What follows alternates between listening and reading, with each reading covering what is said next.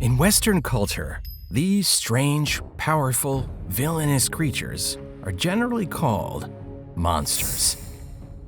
However, in Chinese, we typically call them Yao Guai. If we look more closely at the stories of Chinese mythology, it becomes clear that Yao Guai should not simply be equated with monsters. 施主不如放下棍棒，也同我学点佛法，如何？ In this example, a Yao Guai strives for self-cultivation and to learn Buddhism, rather than slaughter and combat. In fact, cultivation is a shared behavior among monsters in Chinese myths, with the aim not always to grow stronger, but sometimes to become human. The desire of monsters to become human is a key feature of Chinese mythology and a primary foundation of the renowned Chinese classic Journey to the West. Inspired by the latest trailer for black myth Wukong, join us in this video as we explore Journey to the West's complex mythological framework.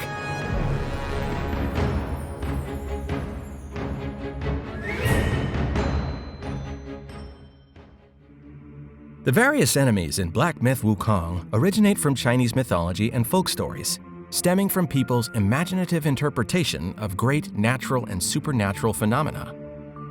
Throughout ancient Chinese history, innumerable legends and folklore arose around tales of the supernatural. These were then compiled into literary works, resulting in diverse mythological systems.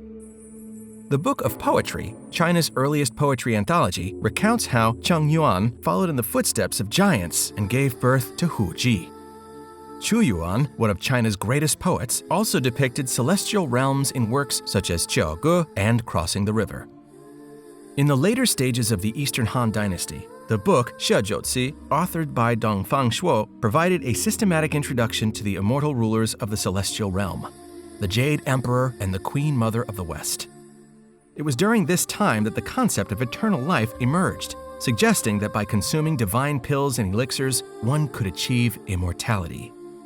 By the time of the Ming Dynasty, when Journey to the West was written, the system of gods and monsters had undergone significant development and supplementation due to the historical changes of the Sui, Tang, Song, and the evolution of religions through the rise and fall of the three teachings.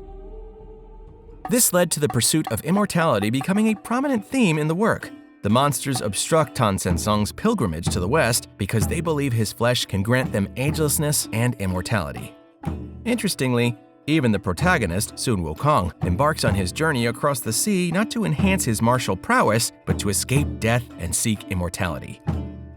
During this period, the origins of various monster legends mentioned by Liu Junhui in his book A Comprehensive Discussion of Ancient Chinese Mythology, including biology, geography, meteorology, astronomy, and the three realms beyond the human world, were fully presented. In Journey to the West, the non-human beings are presented in categories that are more familiar to modern Chinese people, though not entirely distinct. Yao Jing Gui Guai, Shen Fu Xian Mo. In different mythological and religious systems, their ranks vary, and there is no definitive conclusion. To make the explanation more intuitive and easier to understand, we've referred to the setup in Journey to the West to arrange their ranks in order. In Chinese culture, a transformative creature is called Jing, devil, a vague general term for Yao Guai. The ancients believed the natural objects could eventually transform into human forms. Wang Chong of the Han Dynasty wrote in Discussive Wang, all about ghosts, the essence of aged objects becomes human. Even those not aged can resemble human form. These objects include animals and plants, as well as some inorganic bodies. An example is ginseng devil, a plant-based medicinal herb used in China for around 2,000 years. It is thought to have a long lifespan because it absorbs the essence of the sun and moon, therefore consuming it can prolong human life. These beautiful women are actually spider devils that have transformed from spiders, possibly to seduce human males. In the original Journey to the West, they are described in detail and have an elder brother and 7 adopted sons. The elder brother, Hundred-Eyed Demon Lord, is a giant centipede. And the 7 sons are different insects named bee, hornet, cockroach, cantharis, grasshopper, maggot, and dragonfly. As for gui, or ghosts, they are strongly connected with death. In Chinese cultural customs, people believe that ghosts are souls or spirits that remain after a creature dies. In the netherworld portrayed in Journey to the West, a apart from the governing officials, almost all entities can be classified as guai. The term Yao Guai originally described various strange and unusual phenomena in nature and human society. Yao means abnormal, and Guai means strange. In annotations to the spring and autumn annals of Zhuo Xuan, Yang Bojun writes, "When things lose their normal nature, the ancients referred to them as Yao Guai." This can be seen as a general term for all bizarre phenomena, reflecting an uncanny valley-type recognition of seemingly human but not human. Typically, the distinction between Yao and Guai lies in the proficiency, depth, and cultivation of their magical prowess. Those with immense strength and exceptional abilities are often called Yao. For instance, in Black myth, the Dusk Veil's dominant terror stands as a manifestation of the strength of a great Yao. As described in Chapter 27 of Journey to the West, the Baigujiang, or white bone demon, is created from bones absorbing spiritual energy, possesses formidable magical abilities, and is capable of transforming into human form. Thus, despite being called Jing, it effectively reaches the level of a Yao. Similarly, we have the Bull Demon King. Despite being called a Demon King, his true form is a giant white bull. Even in human form, he holds immense power. He's also known as the Great Sage who pacifies heaven, Sun Wukong's sworn brother, and is unquestionably a prime example of a great Yao. On the other hand, those with lesser power are called Guai. Take, for instance, the Vanguard Tiger. Despite his frightening appearance, he holds a low rank and exhibits more animalistic behavior, which makes him a typical Guai. There is also the Macaque Chief, who exhibits highly human-like behavior but cannot speak human language, so it should also be classified as a Guai. The phrase, "a single thought begets Fu, Buddha, or Mo, demon," illustrates that in Buddhism, Buddha and demons are opposite concepts. Every appearance whatsoever is a deception. A pure heart is Buddha, while a heart filled with greed, anger, and delusion is a demon. To become a Buddha or a demon depends on one's tendencies. Thus, Buddhism also has the saying, "Buddha and demon are one," highlighting the abilities of the practitioner. Black myth's great king, Yellow Brows, is a demon disguised as a Buddha. His speech is filled with criticism, yet he is obsessed with superficial appearances. 还记得盂兰会上，世尊说过，众生之苦，多因不守戒律，放情纵欲。要我说，放屁。 The demon's immense power and destructive tendencies might symbolize an Eastern metaphor for the id, reflecting the self-destructive nature humans need to defeat.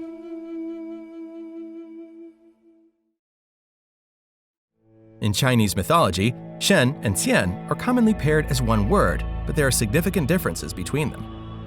According to Yuan Hu's History of Chinese Myth, Shen, gods, are born naturally and can alter the world by challenging natural destiny.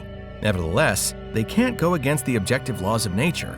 Stories such as Panku separating the heavens and earth, and Guafu chasing the sun, show that despite changing the world, they eventually vanish from the human world. Xian, immortals, on the other hand, were humans who achieved their status through cultivation and are often associated with the rise of Taoism. They seek longevity like the heavens and ascension to immortality, representing human fear and defiance of death. Thus, most of the Shen Xian in Journey to the West are probably Xian. The earth deity shown in the trailer represents one of the lowest-ranking Xian. 小神是黑风山的土地，在此候你多时了。 Their jurisdiction is very limited, but they can sustain themselves and extend their lifespan by utilizing the natural resources within their territory. In the latest trailer, we see the four heavenly kings, who appear in the traditional Chinese mythological novel, The Investiture of the Gods. They were inspired by the military commanders of the Shang dynasty, known as the four generals of the Mo house: Mo Li King, or Virudaka, Mo Li Hong, or Vashravana, Mo Li Hai, or Dhartarashtra, and Mo Li Shou, or Virupixa. According to later accounts, they were deified after death and continued their military duties as celestial immortals. In the original Journey to the West, there are over 100 varieties of demons and monsters.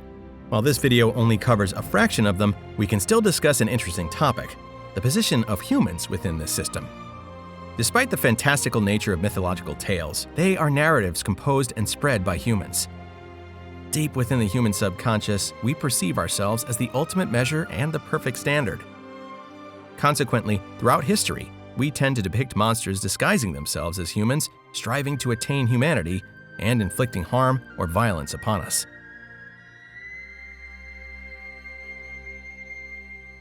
While mythological stories inspire dreams of a better existence, tales of monsters serve as a stark reminder of the harsh realities of human life. In ancient times, under the grip of feudal oppression and natural calamities, people often turned to storytelling to channel their sorrow and fear into allegorical folklore, through which they found the courage to endure and carry on with their lives. In China, it's commonly said that Journey to the West is a magnificent piece that uses fantasy to uncover truths about reality and employs mythology to reflect human life. The upcoming game, Black Myth Wukong, offers a contemporary expression of this Eastern mythological system.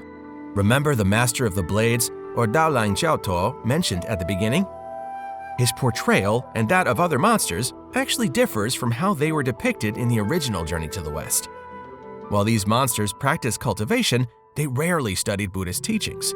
However, in the game, these monsters have taken over temples and adopted the guise of devout Buddhists. 既见未来，为何不败？ It's possible that the development team behind Black Myth Wukong will dare to challenge conventions and shatter the entire mythological framework established in Journey to the West. In the next video, we'll delve into this unconventional journey. We look forward to the game's official release in August, which promises to bring us even more surprises.